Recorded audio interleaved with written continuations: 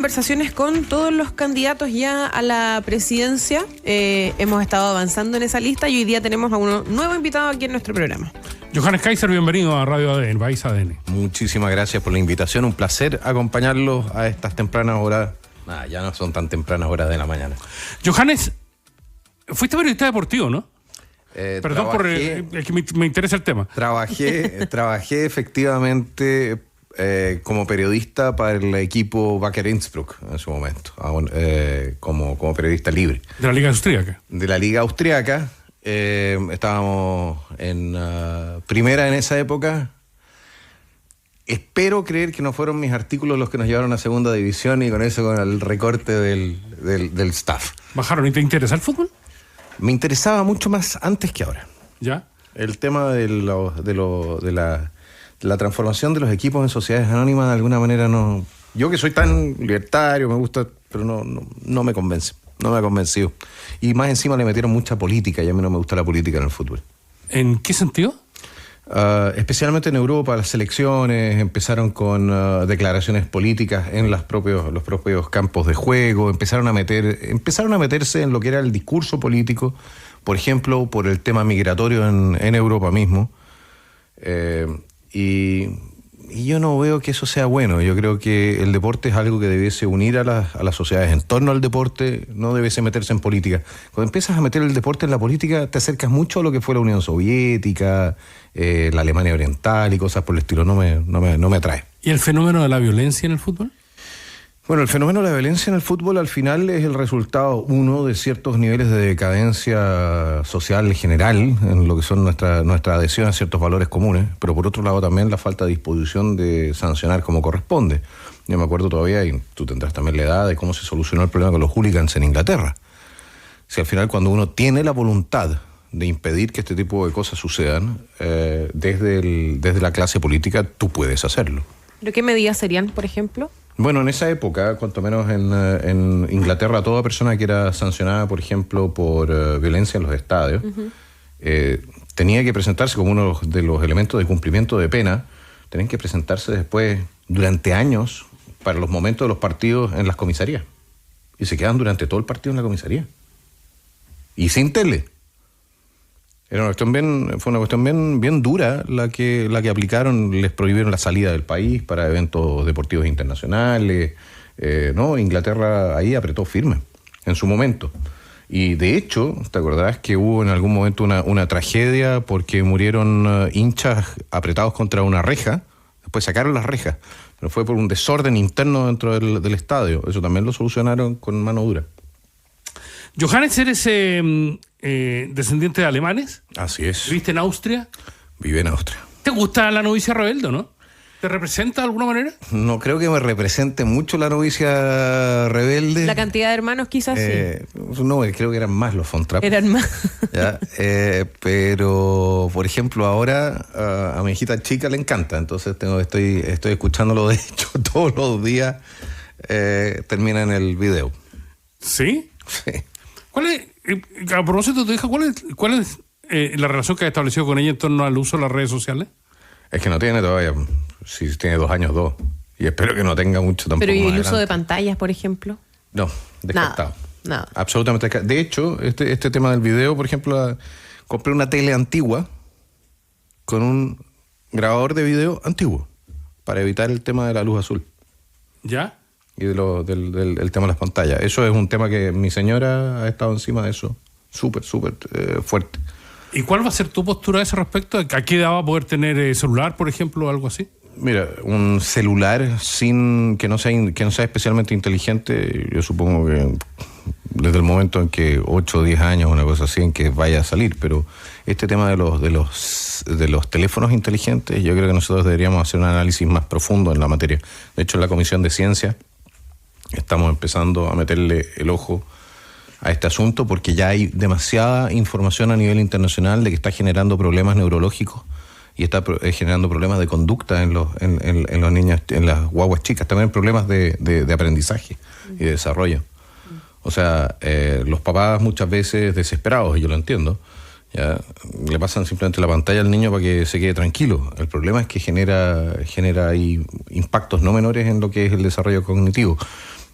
Estamos viéndolo, pero Australia creo que ya tomó ciertas medidas en la materia. Otros países van a seguir y nosotros vamos a tener que ver también respecto de lo que son acceso a redes sociales, etcétera, que ya para nosotros como adultos, yo lo veo, para mí, hasta cierto punto pueden llegar a ser adictivas y de hecho las propias redes sociales trabajan con ciertos elementos de adicción. Pensando justamente en eso y en ese tema, en su programa, candidato, ¿tenemos alguna información con respecto, por ejemplo, a sistema de cuidados? Pensando en lo que decíamos recién, ¿no? Estamos en un momento donde la natalidad va hacia la baja, donde las mujeres muchas veces toman la decisión de postergar su maternidad. Y claro, lo que decíamos muchas veces es tanto lo que hay que hacer que uno, claro, le pasa la pantalla nomás al niño o niña como para tener un respiro, poder hacer otras cosas. ¿Hay algún avance o pensado algo con respecto a, claro, fomentar eso, ayudar con los cuidados? Mira, hay dos cosas que están claras. Ningún sistema es sostenible con la tasa de natalidad que tenemos en este momento. O sea, en 20 o 30 años más el Estado de Chile deja de funcionar, porque no vamos a tener, simplemente no puede sostener a 30 o 40% de la población que esté en edad de jubilación. No hay plata con qué hacerlo. ¿De acuerdo? A menos que estuviésemos ahorrando ahora y no veo mucho de eso. Lo que nosotros hemos planteado es una paleta de medidas que transformen a Chile en el mejor lugar del mundo para ser mamá. ¿Ya? Que van desde el fomento masivo de creación de lugares donde poder dejar a los niños si quieres ir a trabajar, ¿ya? Como también el reconocimiento social, literalmente el privilegiar a las mamás, las que son mamás, no importa si ya fueron hace 20 años o hace 30 años, me explico, dentro de lo que es nuestra organización como país, como nación. En ese sentido, ventajas tributarias, ventajas a la hora de recibir ayudas sociales, vivienda social, etcétera. Todo eso está en salud y educación, quizás gratuita. También salud y educación. Bueno, salud, nosotros estamos planteando la optimización del sistema que tenemos en este momento, un sistema de cuidados, por supuesto, donde también estamos haciéndonos cargo de los adultos mayores, por lo demás, para que la plata efectivamente llegue a la gente. Y el tema de la educación, ahí lo estamos viendo con un sistema de autogestión de los colegios, para que la misma plata, pues no tenemos más, sino no es que podamos simplemente salir y recoger en los árboles, ¿no? Para que la misma plata tenga un impacto mayor y de manera más positiva en lo que es la educación de los niños. Si no nos queda otra que empezar a administrar los recursos de manera más eficiente. Y ahí estamos, de hecho en educación estamos recogiendo incluso una idea que muchas veces ha sido planteada por la extrema izquierda, que es el sistema de autogestión de los colegios. Y nosotros lo tratamos de hacer entonces a través de un sistema de cooperativas, donde los profesores se organicen en forma de cooperativas para la gestión del colegio público, y esa cooperativa tenga que cooperar en la práctica con los apoderados en lo que sean los contenidos valóricos y cosas así. Entonces tú generas proyectos educacionales públicos, ¿ya? Pero no controlados estatalmente a nivel central. Y con eso podemos eliminar mucha administración. Esa plata de la administración pasa directamente a los colegios, a los alumnos. Johanna, conociste a tu señor en una entrevista radial, ¿no? Sí, una entrevista de un canal de YouTube, de hecho. De la Radio Libertad se llama. Tu relación con la entrevista esa ha cambiado, me imagino, con el tiempo, ¿no? Bueno, no con todos mis entrevistadores me termino casando. Pero tu relación con el periodismo, ¿cómo es? Depende. Tiene de dulce y de agraz, porque yo encuentro el periodismo es un oficio espectacular, ¿ya? Es súper interesante poder meterse ahí a levantar temas que muchas veces quedan un poquitito debajo de la alfombra. Por otro lado, naturalmente también entiendo que uno no puede separarse, uno no separa a la persona necesariamente de su opinión, ¿de acuerdo? El periodista, el muy buen periodista, separa opinión de su propia opinión de la entrevista o de lo que está informando. Pero hay ocasiones en que eso no sucede tanto, y especialmente hay líneas editoriales también de periódicos que no son necesariamente las que a mí más me placen. Y entonces, bueno, duele. Tu señora emplazó esta semana a José Antonio Kast. ¿Qué sensación te provoca eso? No creo que lo haya emplazado. Simplemente le preguntan, si el periodista le pregunta por qué nosotros no estamos en el Partido Republicano, es porque tenemos entonces diferencias o tuvimos diferencias suficientemente relevantes como para tener nuestro propio proyecto político, si eso cae de cajón. Ahora, ¿cuáles son esas diferencias? Evidentemente que en el segundo proceso constitucional hubo temas de fondo, muy de fondo, y antes de eso hubo también cambios de lo que fue el eje programático que a muchos de los que estábamos acompañando ese proyecto nos desconcertó. Johannes, esta semana se puso de moda el tema de los cuadros. Si tú le vas a pasar cuadro a José Antonio Casi gana, si él... O sea, ¿cómo es eso? Que no tiene suficiente cuadro para gobernar. Mira, en primer lugar, es como un poco una falta de respeto para con la gente que está en la situación de ser supuestamente cuadro, ¿ya? Porque si a ti te llama por teléfono el presidente de la República y te dice, ¿sabe qué más? Hágase cargo, no sé, del Ministerio del Deporte, ¿ya? Es bien difícil que le digan que no, incluso si es de otro sector político. ¿Por qué? Porque está siendo llamado por el presidente de la República a hacer una pega. Entonces, yo le estaría faltando el respeto a la gente que me está acompañando, que son varias cientos de personas los que, por ejemplo, trabajaron en el ¿cómo se llama esto? En nuestro programa presidencial. Si yo dijera, yo hablo, entonces ustedes son propiedad mía y yo decido si ustedes van para allá o no. Me parece que no es la forma de tratar con la propia gente y no es la forma tampoco de tratar la República. Pero en ese sentido ya tiene algunos nombres, personas que ha pensado para algún ministerio o alguna organización, institución en particular. Sí, absolutamente. Por ejemplo, Víctor Espinosa en Hacienda o en Economía, el general retiro, Luis Felipe Cuellar, en Defensa y Seguridad, porque queremos transformarlo en un tener un biministerio ahí. Tenemos gente muy preparada en distintos campos y creemos que van a hacer un muy buen trabajo. Ahora, también decir lo siguiente, nosotros tenemos una propuesta de gestión desde la moneda que es un poco novedosa. Yo quiero proponer o quiero nombrar ministros, si llego a ser presidente de la República, quiero nombrar a ministros que elijan ellos mismos sus equipos, para no tener lo que sucede hoy día, donde el ministro en la práctica es una especie de farol y los subsecretarios hacen lo que quieren, o están desconectados de la coordinación de los ministerios. Y no es la primera vez que sucede, ha sucedido también en administraciones anteriores, que como el subsecretario depende de la confianza del presidente de la República, ¿ya? En la práctica esos cargos son repartidos por cuoteo, y terminan teniendo una independencia que no debiesen tener, si tú quieres tener una gestión más o menos coherente dentro de un ministerio. Pero en ese sentido... Nos pasa hoy día con salud, por ejemplo. Se nota mucho. Pero se ha mencionado en otras oportunidades, por ejemplo, que el ministro debería ser, claro, nombrado por el presidente, pero que los subsecretarios deberían ser nombrados, por ejemplo, por concurso de administración pública o mantenerse incluso de un gobierno a otro. El subsecretario puede ser, hay un tema de definición ahí. Yo creo que los subsecretarios son todavía cargos políticos, eminentemente políticos. Yeah. ¿De acuerdo? Más hacia abajo, los jefes de servicio, yo creo que ahí el tema de meterle más ¿cómo se dice? Más calidad técnica es esencial. Y empezar a sacar de alguna manera la gente que ha sido instalada en razón de relaciones estrictamente políticas. Uh-huh. Pero la cúpula del Estado, de un Estado democrático, evidentemente que debe estar compuesta por políticos. Pero, nuevamente, el ministro decide quiénes son sus subsecretarios y que son la gente de su confianza. Y así se mantiene una verticalidad que permite entonces también la gestión ministerial. Pues de otra manera, el ministro tiene que pagar las habas que se comió el burro y no tiene mucha injerencia tampoco en lo que sucede en los distintos departamentos. Es una cuestión impresentable. Johannes, tú y Janet Jara son los únicos que van a la presidencia por primera vez. Pero yo soy el único que va a los debates por primera vez. Ok, pero ya fue a los primeros, a los que no te invitaban a ti y todo el cuento. Te lo pregunto en dos sentidos.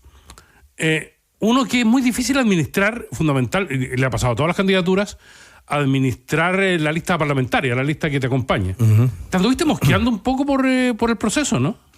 Es terrible. Es absolutamente terrible.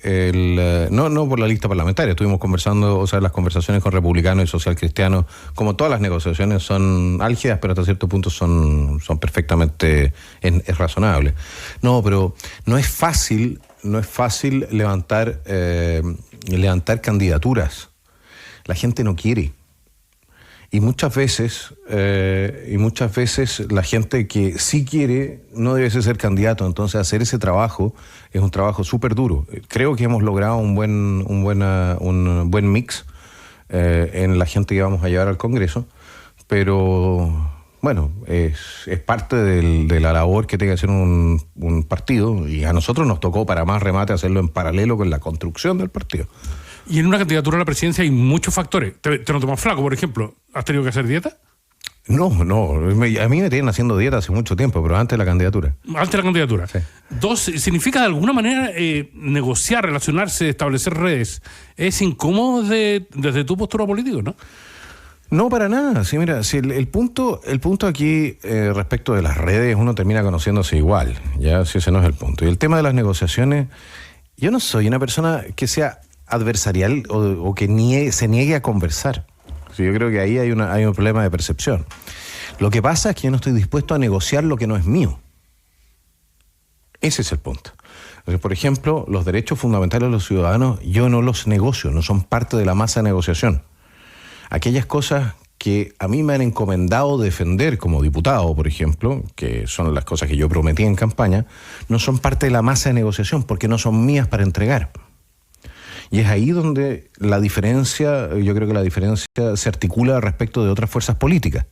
Yo no estoy dispuesto a entregar ciertas cosas que son esenciales del sistema político, por ejemplo, la representación individual política.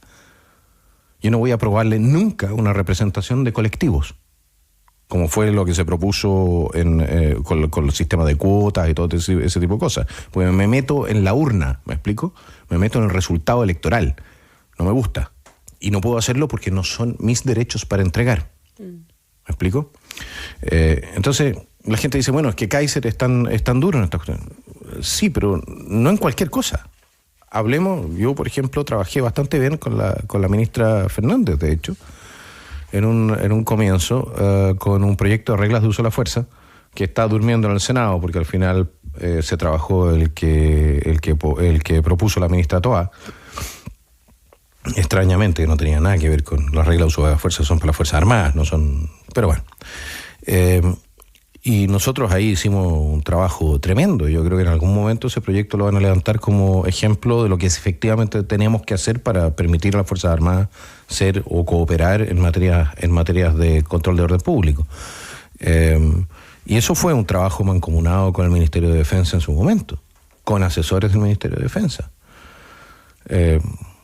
Bueno, hay cosas que se negocian, hay cosas que no se negocian. Es así de sencillo. Y a propósito de esta carrera presidencial en la que estás debutando, partiste muy bien la encuesta y en algún momento bajaste y se interpretó como que tu discurso había favorecido a José Antonio Kast. ¿Cómo interpretas esa tesis? No sé si puedo interpretarlo de esa manera. Yo creo que en algún momento... En primer lugar, tener presente que aquí la presencia en redes, la presencia comunicacional, no ha estado igualmente repartida. Eso nos ha impactado, ¿ya? Y efectivamente, yo he ido tomando posiciones. Siempre he tomado posiciones en materia de lo que me preguntan. Usted me pregunta algo y yo le voy a responder respecto a lo que me pregunta. Otras candidaturas han sido quizás más astutas, pero menos, digámoslo así, menos abiertas respecto de lo que plantean a la ciudadanía. ¿Escondieron las banderas, dices tú? Bueno, si no vas a salir a defender la agenda valórica, y la agenda valórica es esencial tanto para el actual gobierno, que quiere destruir la estructura valórica de este país o reemplazarla por algo indescriptible o indefinible, ¿ya? Y aquellos que nos oponemos, que tratamos de reforzar una cierta columna vertebral de principios que permite entonces la convivencia pacífica en la sociedad. Si no vas a levantar eso como parte también hasta cierto punto de la solución a los problemas que estamos enfrentando, bueno, no sé, entonces tienes efectivamente o estás proponiendo hacer un gobierno que sea un gobierno parche, pero no entre a la solución de los problemas más profundos que está enfrentando nuestra sociedad. Me interesa este análisis porque también hay un punto que siempre se toca con respecto, claro, a la derecha en particular, que tiene que ver con el tema valórico. Y mencionaba, candidato, esta estructura valórica que tiene Chile. ¿Cuál es esa estructura valórica? Yo le diría que es una mezcla, es evidentemente fuertemente impregnada por nuestra historia cristiana, ¿no? Con elementos de filosofía griega y del derecho romano. Esa es nuestra estructura. Nuestra estructura original, ¿no? sobre la base de esa lógica es que nosotros tenemos construido nuestro sistema penal, nuestro sistema de derecho civil, muchas de nuestras interacciones. A veces ni siquiera nos damos cuenta hasta qué punto estamos permeados de esos valores. El respeto a la vida, el hecho de que la mentira, todo el mundo miente, pero todos sabemos que mentir es malo, ¿de acuerdo? El no robarás, etcétera, son elementos que son esenciales para mantener la paz social. En la medida en que tú te vas alejando de esos, en que la gente ya no sigue voluntariamente, o mucha gente no sigue voluntariamente esos parámetros de conducta que están dados entonces por esta estructura valórica, tú empiezas a tener una sociedad cada vez más violenta. Y eso es el diagnóstico que hay ahora, digamos. Yo creo que es parte del problema que tenemos, evidentemente, es que hay gente que está completamente alejada de la estructura de valores que permite vivir una sociedad pacífica. La respuesta a eso, y eso es algo que a mí como libertario no me gusta, ¿ya? La respuesta a tener una sociedad que no es capaz de autocontrolarse es la necesidad de tener un Estado que lo controle. Es decir, utilizar la fuerza del Estado para reprimir a la delincuencia. El mejor delincuente, o sea, la mejor forma de combatir la delincuencia es evitar que la gente se transforme en delincuente. Ese es el primer punto, evidentemente, ¿no? Pero si ya se transforma ya se te llena de delincuentes, evidentemente lo único que te queda es la represión estatal. Pero yo no soy un gran partidario, no me gusta la idea de tener un Estado que esté en todos lados, todo el tiempo, reprimiendo a la gente. Yo prefiero una sociedad más libre en esa materia. Incluso en lo valórico, entonces. Bueno, es que, a ver, discúlpame, pues si tú me vas a decir que lo valórico implica que yo tengo que encontrar bueno robar a veces, no. Lo valórico significa que tenemos un consenso básico en torno a lo que son estructuras de convivencia o principios de convivencia. Ese es el punto. Pero que desde ese punto de vista, en un programa que aborda mucho la moral, Johannes, la moral es una batalla que se ha dado desde los griegos, los romanos y los cristianos. Es una historia muy antigua. Y donde habitualmente no se gana, digamos. No, yo creo que sí se gana. Por ejemplo, le voy a dar un ejemplo. Aquí estamos hablando de virtudes y virtudes secundarias, ¿de acuerdo? Tomemos, por ejemplo, a Suiza. Suiza es un país donde la gente actúa sobre la base de un código ético muy claro. Japón. Los países más desarrollados... Pero Japón fue una guerra, enloqueció. No, pero ¿y qué tiene que ver eso? Ir a una guerra es una cosa, eso lo hacen las dirigencias políticas. Y de manera muy cruenta. Sí, pero no nos confundamos. No confundamos lo que es la estructura valórica de un país con lo que hace su dirigencia con el país. Pues tú con un país, incluso un país con una estructura valórica muy, muy avanzada, como la tenía Alemania antes de la Segunda Guerra, pero tú a la gente la puedes convencer de seguir como bueno lo malo. Lo puedes hacer.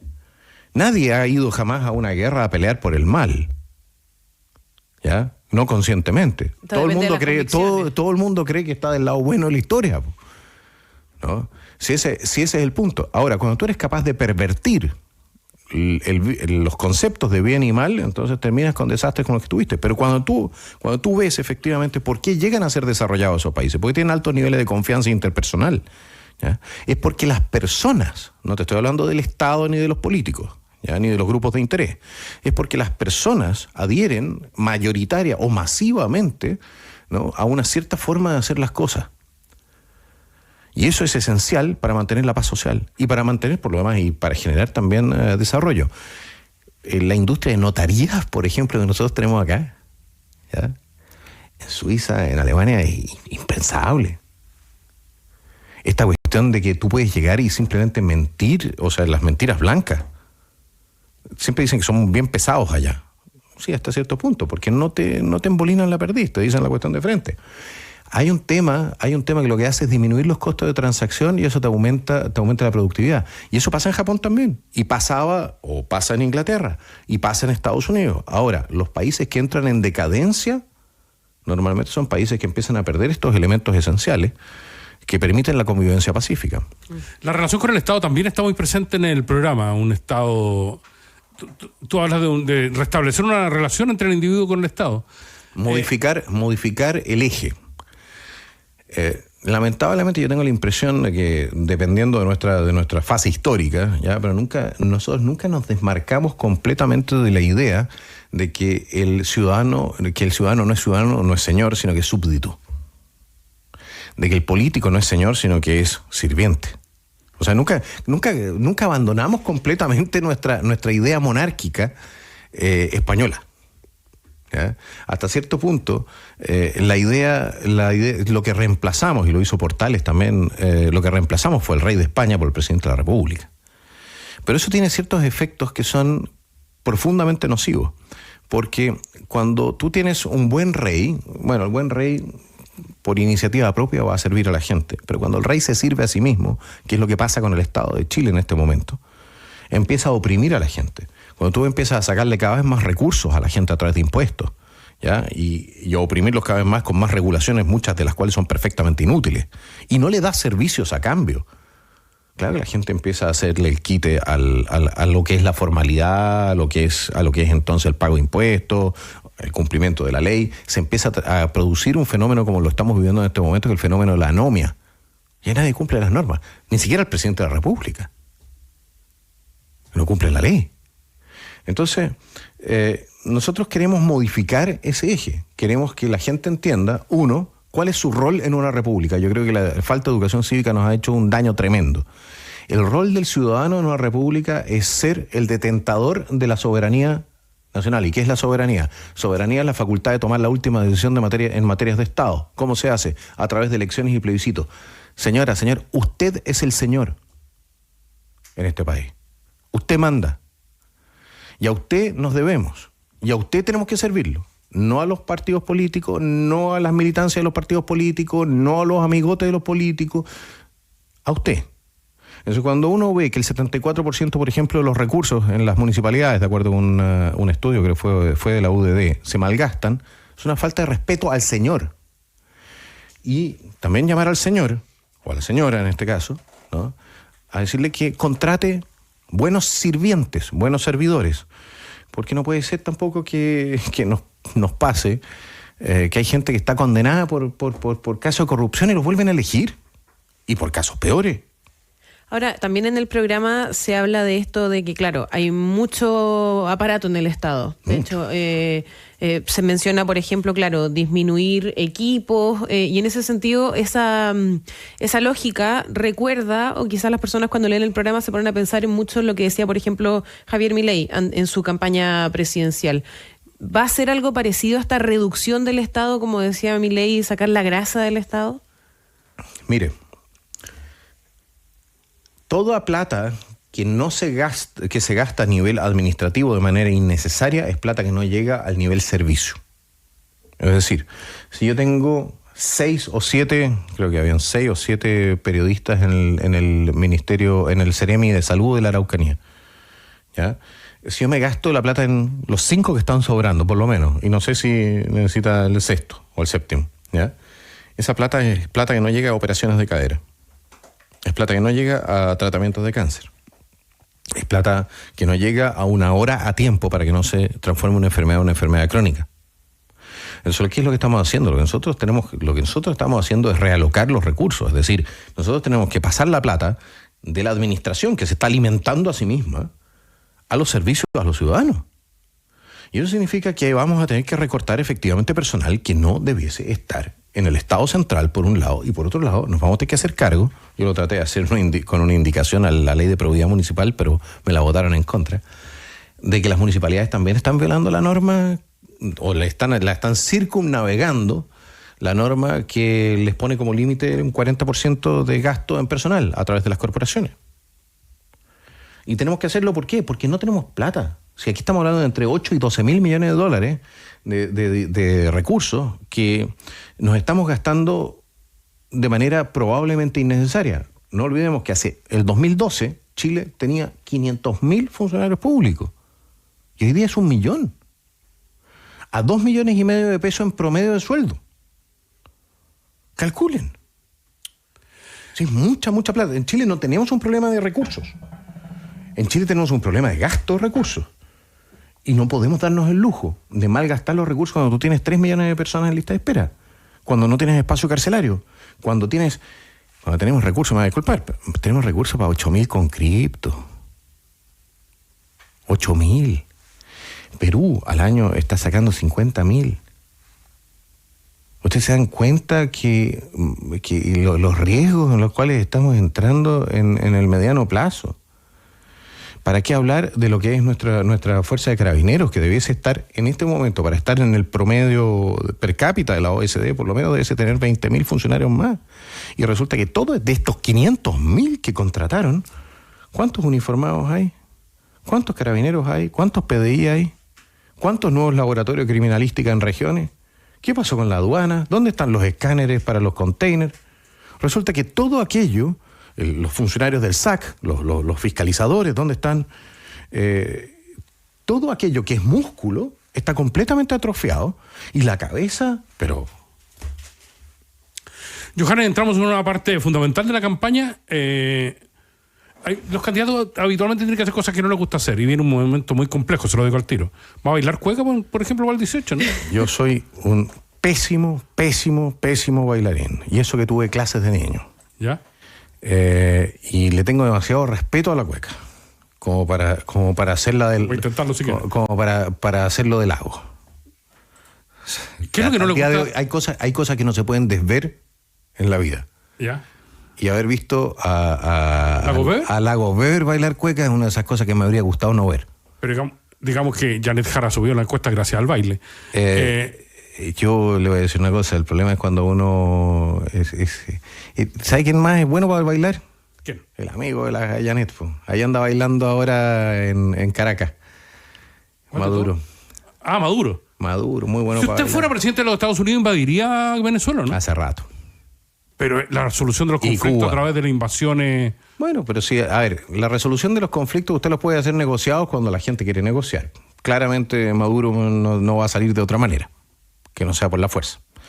Y evidentemente que el daño que le ha hecho el régimen venezolano a toda Latinoamérica con su inmigración, con su expulsión masiva de ciudadanos venezolanos y de la expulsión también de cientos, sino decenas de miles de los delincuentes más peligrosos del mundo, no es menor. El hecho de que el señor Maduro esté en este momento condenado por ser parte de un cartel de droga por un tribunal de los Estados Unidos, ¿ya? Después de las declaraciones del Pollo Carvajal, que fue jefe de inteligencia de Chávez, que estaba detenido en Nueva York, es un tema no menor. Y a mí me parece que aquí en Chile ha pasado bien desapercibido las declaraciones de dicho caballero, probablemente porque molestarían a parte de nuestro gobierno, que es muy cercana a ese caballero que está en este momento condenado por narcotráfico o está siendo definido por el gobierno de los Estados Unidos como parte de una organización narcoterrorista, que es el presidente de Venezuela y su equipo. Sí, pero el presidente ha recibido más de una crítica en el oficialismo por estar en contra de Maduro. O sea, bueno, está muy bien, pero a la hora de los que hubo, yo le voy a decir una cosa. Yo estoy entonces, imagínense, yo estoy entonces en contra de Stalin. Perfecto, estoy en contra de Stalin, pero tengo a todos sus socios instalados en los ministerios. ¿En Chile? Pero el estalinismo murió con la Unión Soviética. No, pero le estoy cantando como es un mal ejemplo. Ya. ¿De acuerdo? Pero si yo tengo a todos los socios de Maduro instalados en el gobierno de Chile, bueno, entonces, ¿qué consecuencia o qué gracia tienen las declaraciones de estar en contra del Partido Comunista completo? El Partido Comunista fue a certificar las elecciones, de las últimas elecciones. Allá estuvieron diputados del Partido Comunista diciendo que había estado todo bien. A propósito de democracia. Al tener ministros del Partido Comunista. Eso. Ministro del Partido Comunista, subsecretario del Partido Comunista, director de servicio del Partido Comunista, metidos en los servicios de seguridad, por lo demás, el Ministerio del Interior. Todo esto en paralelo a que a nosotros nos matan a un refugiado, el teniente Ojeda, en territorio nacional, de la mano del Tren de Aragua, que se plantea es ahora un brazo del régimen venezolano, el Tren de Aragua que está dejando la escoba en todo nuestro país. Vamos, entonces el señor presidente de la República dice, no, si vamos a perseguir a la delincuencia, por cielo, mar y tierra. Podría empezar por los cercanos a un régimen que está seriamente involucrado con el narcoterrorismo a nivel latinoamericano. No invita al presidente, es una mala estrategia esa. Y el Partido Comunista además ha demostrado en más de alguna oportunidad que tiene disidencia interna. Sobre todo ahora, ¿o no? Yo no sé si hay disidencia interna en estas Pues se materias. pasan peleando, Johan, en esta campaña. Pero si aparece, yo le voy a decir una cosa. Yo al Partido Comunista no le creo ni siquiera lo que reza, ni siquiera en misa satánica les creo lo que rezan. Mire, esta gente es capaz de hacer todo tipo de manipulaciones mediáticas para avanzar con su agenda. Evidentemente que si quieren que la señora Jara salga presidenta, ¿ya? Tiene que aparecer desmarcada el Partido Comunista. Si en Chile nunca, jamás, la gente va a estar dispuesta a votar mayoritariamente por alguien que sea el Partido Comunista. Por eso dicen que son socialdemócratas. No, es una conversión exprés. Pero son cosas que se hacen en campaña. Por eso, se hacen en campaña. Pues ya antes de eso, también escondió su agenda valórica. Bueno, pero yo no escondo lo que soy. Usted vota Kaiser y obtiene Kaiser. Y usted vota Jara y va a obtener Maduro. Johannes Kaiser, muchas gracias por estar esta mañana con nosotros. Muchísimas gracias por la invitación. Ha sido un placer.